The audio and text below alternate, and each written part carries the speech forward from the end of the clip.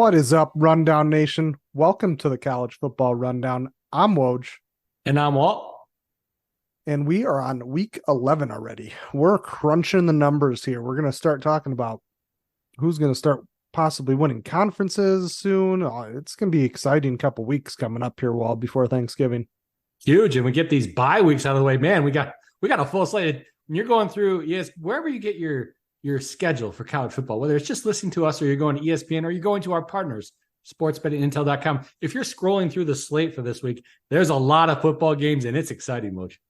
It is. We had a good week last week as far as DraftKings. I told you the numbers would be higher, and they were. JM Doof got a win with 184.36. He squeaked by with that win. Walrus had 180.76, and I was in third, a little ways back at 167. Doof had the running back combo of Phil Maffa from Clemson, Trayvon Henderson from Ohio State, who he said was going to be a big play. I think everybody had him. And Ollie Gordon from Oklahoma State combined for 97.9 points with a salary of $19,200 for 196 per point. Well done to him. That is a lot of points from three running backs. After 10 weeks, our average wins are 8 best. Story is still in the first with 2.3. I'm still in second. I have 2.6, so I gained a little bit of ground there on him. As far as total points, Story is in first with 1265.8, and now I am in second, so gaining ground there as well with 1231.5. So we got 3 weeks left. Get some of those bad scores out there. For those of you that don't have 8 yet, get your 8th in. I know there's a couple of you right on the verge. So get those games in, and we'll have a little bit more competition in the coming weeks for those guys. Hey, I want to recount. I didn't hear my name mentioned in those top anything. I want to recount. I want you to run those numbers again, Woj. I think you just need to get your 8th in there, Wall. I think you're one away. So I might even be 2. I couldn't even tell you at this point. It has not been. Actually, I won the week when you finally took a week off when got the madman Woj out of that lineup. Then I took everyone down. But other than that, when you're in the lineup, it's been tough. All right. Washington last week beats USC in a 94-point game, 52-42. Surprise there that Washington let USC score that many points, but that's just kind of how USC games go. They have now fallen completely out of the rankings. They're unranked now, so Heisman hopes or double Heisman for Caleb Williams. They're probably not looking very good right now. Texas holds off Kansas State 33-30 with a field goal in overtime, securing the win. Wall. Let's talk about your Longhorns over there. I know they aren't playing Manning, which was interesting. I know there's probably some redshirt implications with that, but just interesting to me. Well, they don't want to burn his red shirt. Why burn his red shirt when you can win football games without him? That Ewer's injury. I've heard conflicting reports that he might come back this season. I've also heard that he's done for the season. So we shall see. But if you're going to win football games anyways, Kansas State, a team that people are just thinking in their heads, well, this is not a good football team. Texas should have blown them out. The Longhorns should have blown them out. Well, if they had Ewers, maybe they do. But nonetheless, Kansas State is a good football team. It was a tough struggle, but who won the football game? The Longhorns did, Woj, so I'm happy about it. Yeah, they still have their path there to the Big 12 championship. Roll Tide rolls LSU 42-28. Defense holds pretty strong against that LSU offense there, Wall. Well, not at the beginning of the game. I'm sure you were watching it with myself. In the beginning of the game, it just looked like there was no defense on either side of the ball. It was actually quite disgusting from someone who likes to watch defensive football. But then, like you said, Alabama did shut down that prolific LSU offense, and they shut them down towards the end of the game, second half especially. They shut them down more than I thought they would, holding them to 28. 28 points. Being Hawkeyes fan, that's a ton. That's like 4 games, right? Which for LSU, that's half of a game. So yes, Alabama came in, played good defense. I think the better team won. We talked about this game last week, and I talked about it over there on the Sports Betting Intel podcast. Also, I just think Alabama's a better team than LSU, and they're kind of proving it.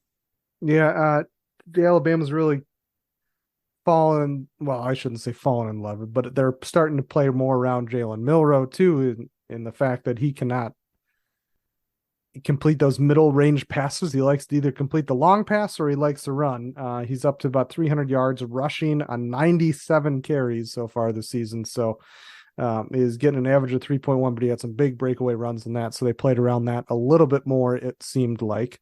Oklahoma continues to bleed here with the loss to Oklahoma State, 27-24. Again, opening the door even more for Texas to win the Big 12 over there, Wall. Yeah, and another 7.5 point favorite, Oklahoma being, they dropped the game straight up to Oklahoma State. And I'm not saying Oklahoma State is not a good football team. A couple weeks ago, I was talking about Mr. Gundy and how great of a football program he's been coaching for the past few years. But kind of like if we get into the next game, I think which we're going to be talking about Notre Dame and their loss. This is a game that Oklahoma State had so much, to gain from this. And Oklahoma, after their loss and their poor performance the week before their loss, they didn't have a whole lot. They're kind of out of the playoff talk. In my opinion, they're definitely out now, but they're kind of out of the, best team in the nation talk once they lost last week. And they just didn't have a lot riding for them. I think Oklahoma State came to play knowing that, man, they could take down Oklahoma and they can look like a stud football team, which they did, 27-24. Yeah, Oklahoma State did definitely get a boost from that. They went up 7 places in the rankings, whereas Oklahoma lost 7 places in the rankings. There is now behind Kansas and Oklahoma State, which is their 2 losses there. Notre Dame did lose their 3rd game of the season to Clemson, 31-23. Just surprising the way they lost it. They lost it on the ground. Their defense could not hold Clemson's rushing attack, which was without Will Shipley, which is surprising.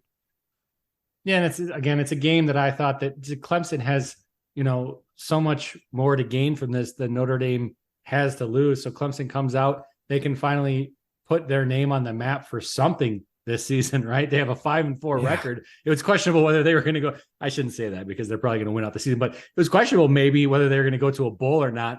And now they get that big name win, dropping Notre Dame. And I hear how Notre Dame has no schedule. Well, I get it. They're playing an unranked team, but they're playing an unranked Clemson football team coached by Mr. Sweeney. So I always hate that argument that Notre Dame plays no one. Look here, they're not playing a ranked team, but they were playing a good football team. And yes, they lost to them. Yep. Zona keeps rolling while through these ranked teams. We talked about them last week. This is now their 3rd ranked team in a row, UCLA 27-10. They don't have a ranked opponent this week as they play Colorado, but next week they go to Utah, who might be out of the rankings by that time, but we'll see what happens this week with Washington and Utah. But Arizona, man, just this late season resurgence here, beating LSU 27-10. I mean, it's crazy, really.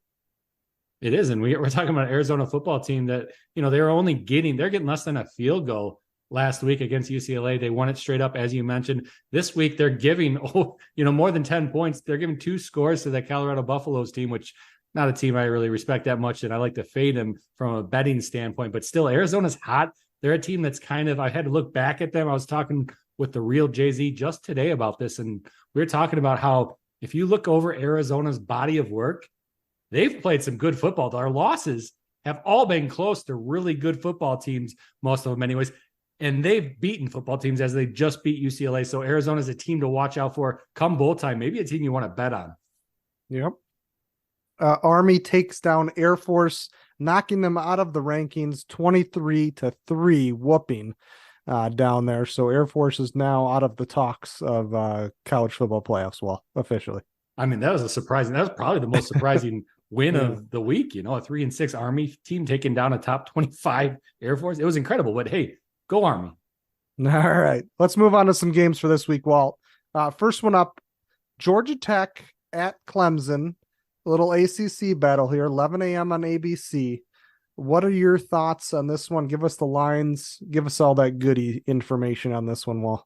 I'm thinking you're talking about this one because Mr. Maffa, after we just got done talking about it, I'm pretty confident about that. He's a good rusher. We'll see what you have to say about him. But in the football game itself, as far as the 2 teams going head-to-head, we got Clemson, 2 touchdown favorites, sitting -14. You want Georgia Tech to get the upset straight up, maybe a hangover loss here for Clemson. Georgia Tech comes in there, takes them down at Memorial Stadium. You're getting plus 475, $475 back in your pocket if you lay 100 on that Georgia Tech football team. Over under a 55.5, which doesn't bode great for any fantasy players here you want to take, but it's better than that 30 or so that you get in the Big Ten sometimes. No, yeah, that's for sure. And let's talk a little bit about Will Maffa. So Will Shipley is questionable going to this game. So we'll see if that changes. I know he was doubtful or he got hurt, and then he was out. So we'll see if Will Shipley comes back. But I think either way, they're going to ride the hot hand here in Maffa, who's destroyed the last 2 games. So I think he can get value at 5,700 if Shipley plays or not. But again, it's just one of those things to watch. I know JM Doof picked up on it last week. If Will Shipley does play, I probably would fade it. But if he doesn't, I mean, 5,700 is pretty good for a guy that's getting 30 plus points a game in fantasy. So all for it on that one, Walt. But let's move on to a Big Ten battle. We just talked about the Big Ten. This is a big one here, Walt. Number 3, Michigan at number 10, Penn State, 11 a.m. on Fox. Probably the biggest game of the weekend here. No, it's absolutely the biggest game. And, that 10 ranking for Penn State does not do them justice, Woj. This team is a better team than anybody, not anybody, because the other polls are giving them credit for. Better team than the playoff committee gives them credit for. We talked about it last week. I agree with you 100%. What do we talk? We talk about Oklahoma being ranked ahead of Penn State. Well, what happened? Yeah. Now they're not. They're not. And it was a no-brainer. And you got these idiots over in the playoff committee that just can't see it. I don't understand. I mean, now they have no choice. Obviously, Oklahoma lost. Penn State just came out and absolutely crushed Maryland last week. 51-15, crushed them, Woj. I took an alternate line, minus 13.5 on Penn State. I mean, covered easily. Come on, they should have paid me extra for that alternate. I was taking this football game, though, Michigan, Penn State. It's going to be a good one. It's going to be a great one. Let me rephrase that. It's going to be a great one. I wish it was a night game. It's not. It's an afternoon game over there in Beaver Stadium. We got Penn State, the Nittany Lions, plus 4.5, plus 178 on the money line. You want to take the Nittany Lions? To hell with those points, man. Take that money line, plus 178, over under a 45. The teams are going to step up and play some defense, they're saying, because Penn State last game alone scored 51 points. Yeah, and this screams one of those games where McCarthy he's got to air it out. Penn State's the number 1 team in the nation against the run. As far as DraftKings points go, or DFS points go, only allowing opposing running backs 8.7 points per game. The next one will be UCLA at 9.7. We got Air Force at 10.3. Michigan is at 12.3, so they're 8th. This is one of those games where I feel like, we've seen it before in the playoffs when Michigan's got there. McCarthy's just had to air the ball out for them to be able to get things done because they can't do it with their all-star Blake Corum and then Donovan Edwards. And trust me, McCarthy, JJ can do it. He's done it before. We've seen it this season. We're talking low attempts, so he hasn't had to do that much yet. So this could be one of those games where he has to. He didn't do very well against Purdue last week, 64.9%. And I know I'm saying that's not very good, but for him, that's not very good. With 335 yards, 24-37. With 0 touchdowns, though. So they did most of it with Blake Corum last week. Just one of those weeks where they're going to have to definitely air the ball out in order to beat the Penn State Lions wall. Hey, I love it. As far as statistics go, you're talking about 2 fantastic football teams on both sides of the ball. We're talking about a PPA for that Michigan defense at a negative 0.07. Negative. They're getting points when their defense is on the field. Then you got Penn State over there at PPA minus negative 0.09. It's just incredible. This is going to be such a fantastic football game. You mentioned Mr. McCarthy. He's put himself in second, as far as the odds go, in second to win the Heisman right now, behind Mr. Penix, not that far behind, plus 150 for Penix, plus 200 for Mr. McCarthy. So he's putting himself in the conversation. He wants to win that Heisman this game, and obviously the game against Ohio State. He's got to step up. Those are the 2 that's going to help him in his case. But, man, I'm looking forward to this one, Woj. I can tell you what game I'll be watching come 11 o'clock on Saturday. Yeah. And, I just talked about Penn State as far as the run defense, but Michigan is number 1 in college football against quarterbacks, only allowing quarterbacks 9.2 points per game against them, which is incredible. So Drew Aller is going to have a tough test there. It's just going to be a good game. We saw Penn State versus Ohio State and how defensive that was. It's going to be exciting to see it, bloodbath in the Big Ten. I know a lot of people don't like that, but me and you do, Wall. We do. Aller had those 4 touchdowns last week against Maryland. I don't know that he's getting those 4 touchdowns this week, Woj. Nope. Let's go to a different type of game here, Wall. I'm really excited for this one. Number 15, Oklahoma State at UCF, 2:30 p.m. on ESPN, Wall. Hey, Oklahoma State coming off that big win. We already talked about earlier on the episode, Woj, against Oklahoma last week. We'll see what happens here. I mean, it's a really surprisingly close spread to me anyways. I don't know about everybody else. You got Oklahoma State as the favorites, but only a 2.5 point favorite, sitting -2.5, -135 on the money line for Oklahoma State, +115 if you want to fade and take UCF over there. High point total, 64.5. This is going to get Woj happy, let me tell you. Yeah, it is. I mean, Wall, you have the best one. Well, I should say, I'm not even going to say questionably, the best running back in college football in the last 4 weeks in this game on Oklahoma State and Ollie Gordon.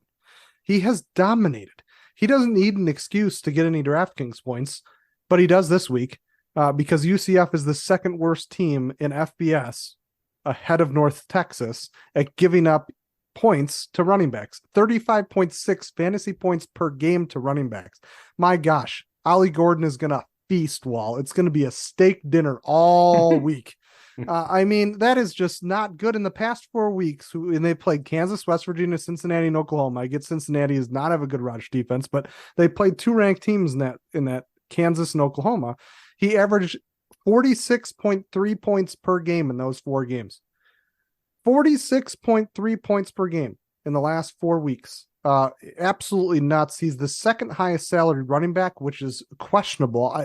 Again, this whole game, it's going to be a slew wall here of just DraftKings giving us a treat. It's a gift because they screwed up the roster numbers on this one, but he's the second salaried running back this week behind Blake Corum, who, again, we just talked about, is playing the number 1 ranked rushing defense in the nation.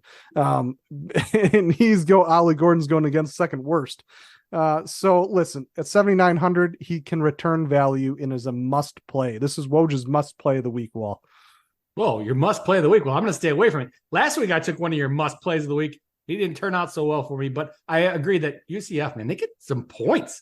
Mr. Gundy, he's going to try to keep up with them. So makes sense for your logic. Yeah, on the other side of this wall, you have John Wright Plumlee, who doesn't scream pick me when you look at him, but at 7,500 in a quarterback with that's very low tier for quarterback this week in a game that's slated for them to have 30.75 points, which I don't agree with. That just seems a little odd, and there's a good value, could be good value there. You could match him up with Javon Baker, who's 59, or Kobe Hudson, which is 52. And then you've done your due diligence for the week, Wall, in taking some players in the highest over under game of the week. I mean, we all strive to kind of do that. We need to get some players in that game, and that does it for you. But I think on the other side of this on the Oklahoma State side, you have good value there too with Alan Bowman, their quarterback, at only 6,900. He scored 23.7 points versus Oklahoma last week. He threw it to Rashad Owens, who's only 5,100, by the way, this week, who scored 26.6 points. So again, good value on either side of those. There's going to be a combination of players in this game you're going to have to win the tournaments, but keep in mind that the players are undervalued for what the score is going to be and what the defenses are doing. So there's going to be a lot of action and a lot of people picking people in this game. But again, if you're planning on winning a big tournament this weekend, you're going to have guys from this game. I believe it will. Well, I like the Plumlee pick. He came over from that Ole Miss football team, which maybe we'll get a chance here to talk that Ole Miss Georgia game, big game this weekend. But he came over from that Ole Miss football team. I was kind of wondering how well he would do. He's obviously picked it up. He's playing good football. I think he can definitely get the stats. As far as being a leader on the field, that's always the question. And that's one of the reasons why he's not the starter right now on Ole Miss. But he does get those stats. And for DraftKings, that's all we care about, right? Is those stats, that's points per dollar. Yeah, we got to get those points per dollar as low as possible. Again, just recapping that game. If you don't take Ollie Gordon, I'm sorry, you're not winning. If you want to take some other guys, Plumlee with a couple of his wide receivers is good, or go the other way and go Bowman with the Rashad Owens, which would be good value there as well. You know what's going to happen. He's going to get hurt. Typically that's what happens. But with you saying that, Gordon, we're going to get an announcement like right before game time. Gordon is injured, not playing, because that's how it goes. It is how it goes. All right, on to another big game, probably the second biggest game of the week. We have number 9 Ole Miss at number 2 Georgia, 6 p.m. ESPN Wall. Georgia's just keeps getting these teams thrown at them. Will they keep fending them off? We'll see. I mean, we're talking, if you're from the South, you're probably saying this is the biggest game of the week. If you're from the North or Midwest where we are, you're saying obviously the Michigan Penn State game is. You're from out west. Who knows what the hell they're saying? Woj? Maybe that Utah game. I don't know. We'll talk about that that Utah Washington game. But still, I mean, it's going to be a huge football game there down south. I'm excited for it. Georgia, they had a bye week last week. I'm just kidding. They played Missouri, and Missouri was actually ranked top 15. I think they were 12 or 13 last week. But Georgia beat them, and that's what it counts. I will say last week, Georgia did get off schedule. They didn't have that normal 2 touchdowns a quarter. They only had a field goal in the first quarter, and then they picked it up a little bit, but still, they were off schedule, not the normal Georgia football team I'm used to. I expect them to get back on schedule, have a 14-point quarter. Maybe they score 56 against Ole Miss. I don't think Ole Miss, they're a good offensive team. I don't think they have the firepower. You're looking at the spreads, minus 10.5 Georgia right now, plus 350 for Ole Miss, over under total of 58 in this one. Yeah, this game comes down to, Georgia's really good defense. They handle running backs fairly well, and a lot of Ole Miss's offense comes from Quashon Judkins. So I'm at a crossroads here, Wall, because I have him on year-long fantasy, and I don't know. I got to play him, but I mean, I don't know what's going to happen as far as points from there, but they're going to have a big game from Jackson Dart to beat them here. He's going to have to pull out some of that magic. We're going to have to get some Lane Kiffin trick plays and doodads and all that sort of stuff. But we'll see. Ole Miss's defense has been looking way better this year than it has in years past. And that's saying something because they weren't that bad last year. So it could be a good game down there, especially with Georgia.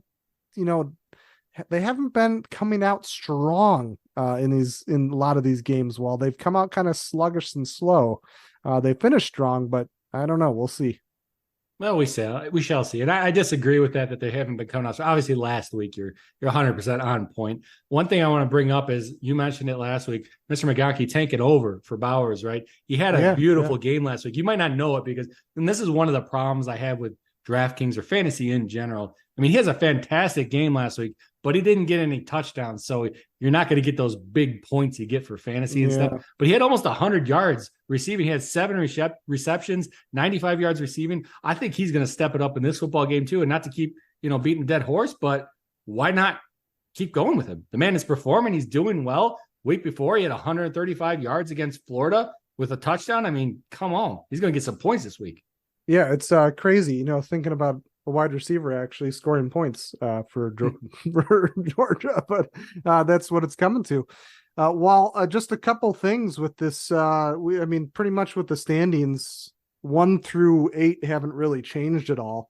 We had Oklahoma get knocked down there, so a lot of teams have bumped up. Penn State's bumped up. Ole Miss bumped up. Louisville went up 2 spots. Oregon State 4 spots. Tennessee 4 spots. We had the Missouri fall down a couple just because of that loss. You had Oklahoma lose a couple, LSU lose a couple, Notre Dame went far down, Kansas State dropped a couple. They're 25th now.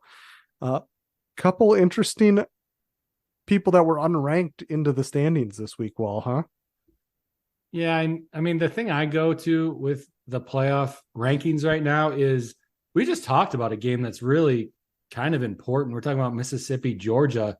I mean, Mississippi is a football team that really has nothing to lose from this game. I mean, they could straight up lose this football game and stay at 9. I mean, it's just sometimes things get a little bit wishy-washy. Like, is it Georgia's strategy to make sure they don't blow out Mississippi so they keep another top 10 opponent on their schedule? Because the only way Mississippi drops a ton is if Georgia blows them out. So it's kind of counterproductive to Georgia trying to win the football game heavily. But I go back to that. How is Penn State ranked 10 right now, Woj? I know you were talking about the bottom, but I'm talking about the top. How is Penn State ranked 10 after just crushing a Maryland football team? I mean, give me Penn State, Mississippi. Give me Penn State, Alabama even. Give me Penn State, Texas, maybe. I'm taking Penn State as the favorite if I have to set that line. I just don't get what they're doing. Again, maybe Michigan blows out the Nittany Lions, but with the information we have as of today, I don't get that positioning for Penn State. No, I didn't get it last week. I don't get it this week. They haven't moved them up enough. I mean, it just doesn't make sense. Their only loss in the season is to the number one team in the nation, who they played very tight to the end of the game. Well, the last, I mean, isn't that crazy? Well, like they played the number one team in the nation tight. They are the number one team in the nation against the run, essentially. They have a good defense all around. Their offense just destroyed Maryland. How are they 10? Yeah, that doesn't make sense. Well, but we'll see after what they do after they possibly could beat Michigan, if they do, if they put them in the top 4, which I don't think they would, but I think they deserve it almost, don't they? Well, yeah, no, they deserve. If they beat Michigan, they should be in the top 5. I don't know about top 4. It depends what happens with Washington and Florida State over there. Michigan, I mean, they drop below Penn State, so looking at it, yeah. Washington maybe drops to the top 4. They should be top 5. I'll say that much. Then we're splitting hairs at that point anyways, because it doesn't matter. We still got some games to go. We got the championships to go. I mean, looking back down the playoff committee rankings, getting farther down to the games you're talking about, we're still talking about LSU being the top ranked team of 3 lost teams. I mean, come on, playoff committee. Stop showing your bias so much. This LSU team just got, smoked in the second half of the Alabama football game. They have 3 losses on the season. I don't know. It seems like they always get way too much love. We talked about last week how they weren't deserving of their ranking. I believe it was top 15. It was either 13 or 14 at the time last week. They just show their bias towards this LSU football team because they score a lot of points. That doesn't mean they're a great football team, though. Yeah, Tulane barely won last week. They move up 1 spot. James Madison is still not in there, even though they dominated and still are undefeated in the Sun Belt.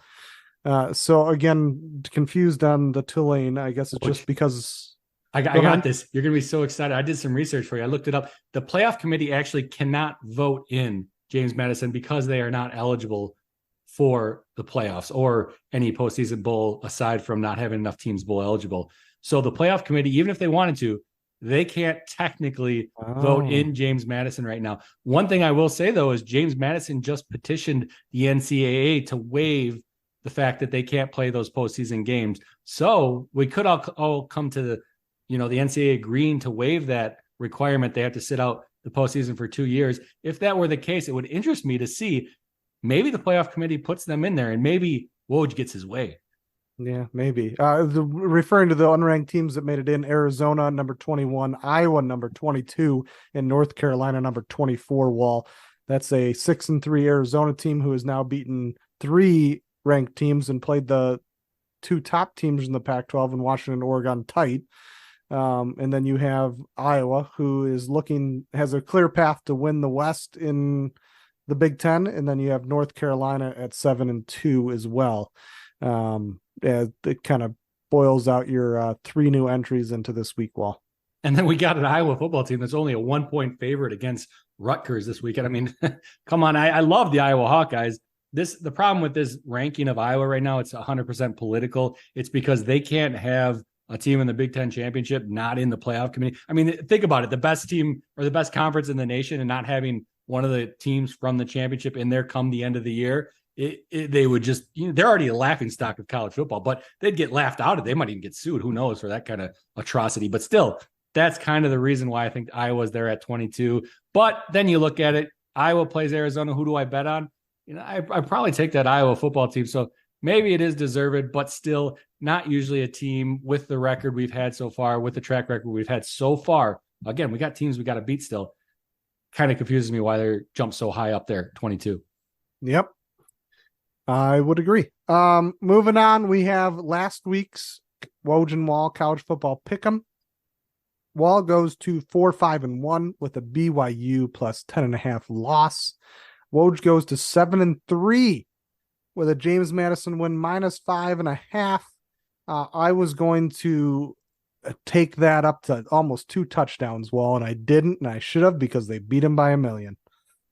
Beat him by 1 million. Well, when you win by 1 million, you usually cover. Yeah, no, we do. Wall, who are you taking this week to kind of rebound after that BYU loss? I feel like BYU's done us no good this season. I think I've bet on them. I think you've bet on them. And I just, BYU's got a bad taste in my mouth after last year and me talking them up. Yeah, I was not happy. I was watching that BYU, the beginning of it anyways, the BYU West Virginia football game. I mean, 2 possessions into the game, I was like, shit, there goes my money, because BYU they looked terrible. West Virginia looked pretty good, but BYU couldn't get anything done. Obviously, they're dealing with some injuries, which a lot of football teams are at this time in the year. This week, though, I'm going to go back. I've bet them once this year. They did not cover for me. They lost to an absolutely crappy football team, so maybe I shouldn't be doing this, but Nebraska plus 2.5. Going to take them this week. I just think that they're a team that's on the up and up. I know somebody in our group message was messaging earlier about how crappy the football team is. That has a little bit to do with it too. I won't mention his name, but he's saying how crappy Nebraska is. Well, I want to back them this week against Maryland. More so, Maryland just looked absolutely awful. I mentioned I took Penn State on that alternate minus 13.5. And you want to talk about a team winning by 1 million. Penn State beat Maryland by 1 million. Maryland just looked terrible. So this is more a bet against the Terrapins than a bet on the Cornhuskers. But I do like how Nebraska has been progressing throughout the season. All right. I like your pick. I'm going to take what I think is the most lopsided spread since James Madison last week is the Oklahoma State minus 2.5. You can get it for 108, minus 108 on DraftKings right now. That's a steal. You're playing. You're taking your best player on Oklahoma State against the second worst team against that player. They're awful against the run. I'm going to bet Ollie Gordon $1 million in this one. I'm going to definitely not screw up like I did last week and not tease this a little higher. I'm still going to do for the Woj and Wahl pick 'em because I got to keep this run going. We got to get to 8-3. I'm still going to do the minus 2.5, and that's the safe bet for sure. But I'm going to tease this up to 6.5, maybe even go over a touchdown wall. Again, this is just one of those games where I just don't understand it. I don't see it. Ollie Gordon is going to run for $1 million. 6.5. You're going to tease this up to 6.5. Woj tease, quote unquote. Yeah. That's 6.5. All right. Well, let me get the people the line on that one. I don't know if you've looked at it right now. Looks, I'm over here on sportsbettingintel.com. And the reason you want to use them in this situation is because they have alternate lines. We're just talking about teasing. Most people like me call it alternate lines at this point, but the hard ways, Mike, Mr. Story would agree with you at teasing. Looks like the best line you can get for that right now is over on DraftKings plus 171. Well, you're putting $171 back in your pocket on that $100 bet. So that's where you're going with that plus 171 at minus 6.5. I like it. I just don't see UCF being able to hold tight with them here. Ollie Gordon, again, just going to run for $1 million unless obviously he gets hurt. I don't have any wood to knock on here, but I feel bad for Ollie Gordon now that we've talked him up all this and then he goes and gets hurt. All right. Well, we'll chalk it up. Woj for the Woj and Wahl pick'em has minus 6.5 for Oklahoma State. No. Minus 2.5. Minus 2.5. I got a field goal there. Easy. Well, I got to do what I can because I'm. But again, at minus 108 on DraftKings at minus 2.5, so that they have a field goal coverage there. I mean, it just again blows my mind. It's a pretty good number you can get that at just on the standard line as it is now. I agree with you, Woj. I'm looking at the Sports Betting Intel fair line on that one. They have minus 102 on that one, so you're pretty close to fair line, as in you're not paying juice for that bet. I'm looking at the line movement on this one at that minus 108. That is the best number that DraftKings anyway has thrown out throughout the week. I'm guessing out of any of the books, that is the best number. So maybe get it before they change it, Woj. I've already got it. So hopefully, there you go. Hopefully the listeners get it tomorrow morning and it's still there and it hasn't gone up. So we'll see. But I expect that line to move. But maybe not. Maybe there's a lot of UCF guys up there betting it up. So we'll see. Anyways, I am Woj. I'm Wahl. And this was the College Football Week 11 rundown.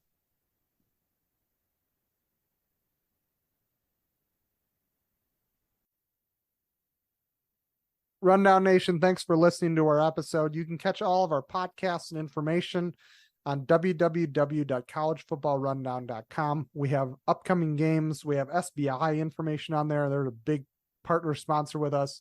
If you want to sign up to their website, please use code RUNDOWN. When you do that, it helps us out. It helps them out as well. But so much good information on that website. So please check them out. Please check our website out. You can catch us on Twitter at WWCFB. Our Instagram is college_football_rundown. Please take a look, take some time. We do our weekly DraftKings League, so make sure to get in on that. All the information for that is on our website. Other than that, I'm Woj. And I'm Wahl. And we are now definitely out.